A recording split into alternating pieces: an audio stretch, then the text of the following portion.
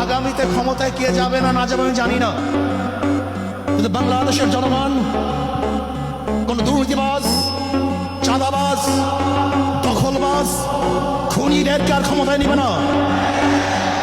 বাংলাদেশের জনগণ রক্ত দিয়েছে, জীবন দিয়েছে বাংলাদেশে চাঁদাবাজি করার জন্য নয়।